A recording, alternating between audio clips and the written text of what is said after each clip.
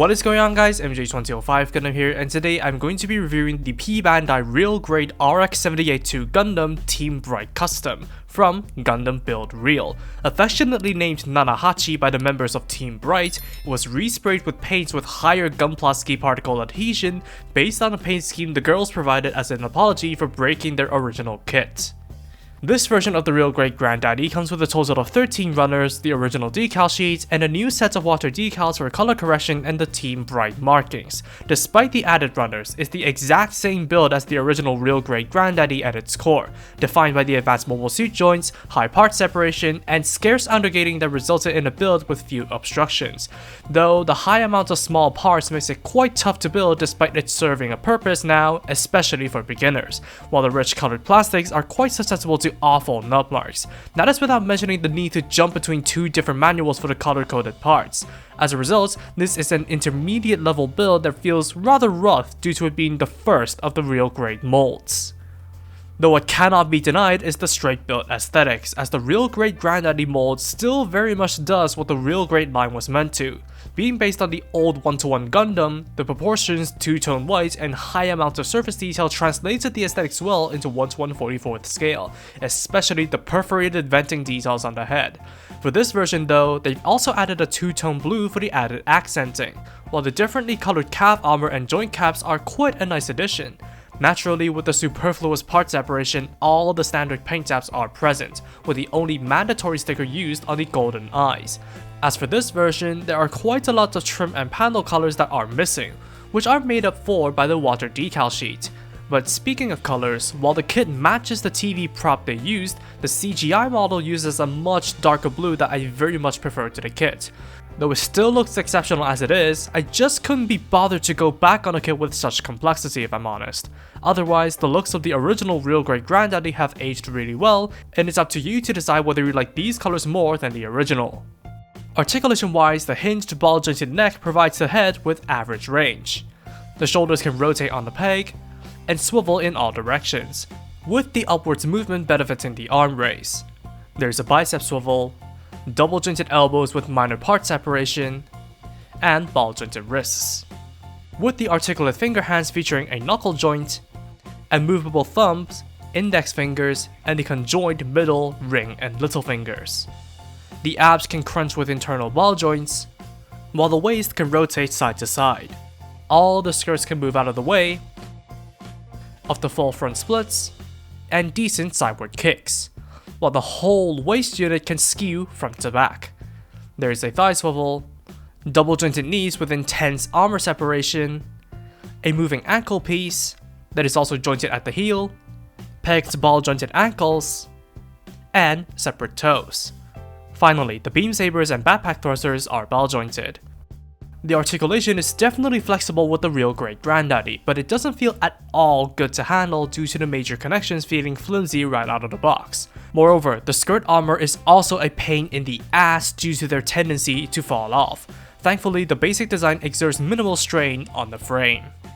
Accessories start with a pair of fists and articulate finger hands.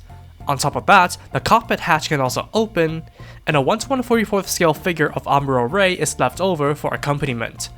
A core fighter is also included with its own landing gear and opening canopy, replicated with immense part separation as well. Besides that, the wings and canopy can collapse and fold up, and replace the fixed core block in the chest to experience the full core change docking process. Granted, it is less sturdy on the top half compared to the core block, but at least the solidity is still serviceable in that regard, with the only compromise being the loss of the ball jointed abs. Weapons start with the beam sabers stored on the backpack, except those aren't the ones for use.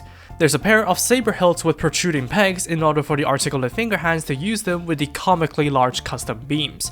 Otherwise, they are held relatively well and cause no weight issues. So long as you don't fiddle with it afterwards, that is. Next is the traditional beam rifle, featuring somewhat awkward white internals, and a movable scope and thick foregrip. A peg in the handle folds out for use in the hands, and while it pegs on fine enough, fiddling with the peg to plug it in and the fingers to wrap around the handle and trigger praying that they won't explode is a much finickier process than I would have liked. Once you get there though, the grip is serviceable while the kits will face little trouble holding it. For defense, there's the traditional Gundam shield. By itself, it has a sliding mount with a rotating peg and foldable handle, and can be plugged onto the forearm and held in the hands for relatively trouble-free use, or be plugged onto the backpack for storage. Additionally, it can store the storage saber hilts and the beam rifle underneath it, so this Granddaddy can carry around spare weapons if needed at the expense of the shoulder's strength. Finally, there's the Hyper Bazooka Armageddon, except not quite, as you will need to apply the yellow trim decals and paint the magazine and stock piece white for that aesthetic. But besides the impressive part separation, it features a movable grip and a flip-out peg for the articulate finger hands to use it.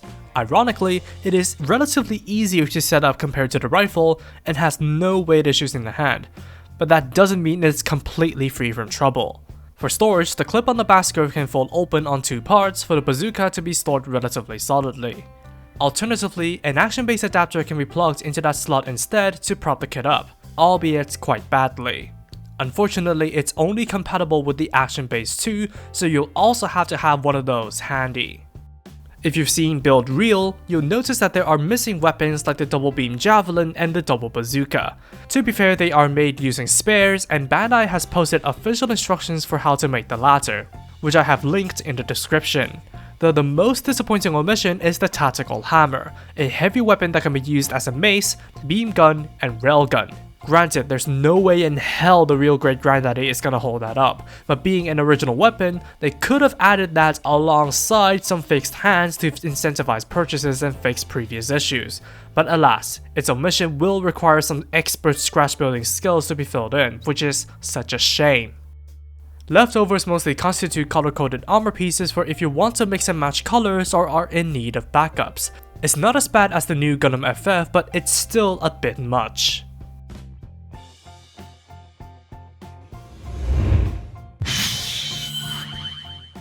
By checking out the Real Grade RX-78-2 mold, the evolution and growing pains of the Real Grade line are crystal clear.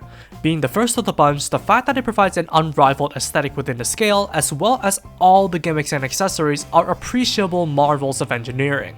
However, the tougher than usual build due to the intense part separation, as well as the build stability and finicky weapon usage are critical issues the builder has to face and address, as they do heavily taint its enjoyability.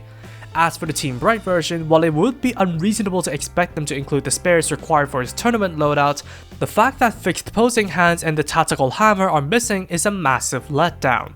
Only time will tell whether this mold will be rendered completely obsolete by the Real Grade 2.0, but until that time comes, while this is a kit I would recommend exercising discretion for, regardless of the version, it still provides unmatched aesthetics in 1:144th scale, should the Perfect Grade Unleashed-esque looks of the Real Grade 2.0 not be for you.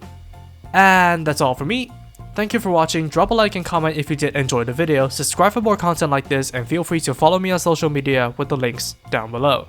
That said, take it easy, stay safe, and I'll see you all in the next video. Peace out, guys. Bye bye.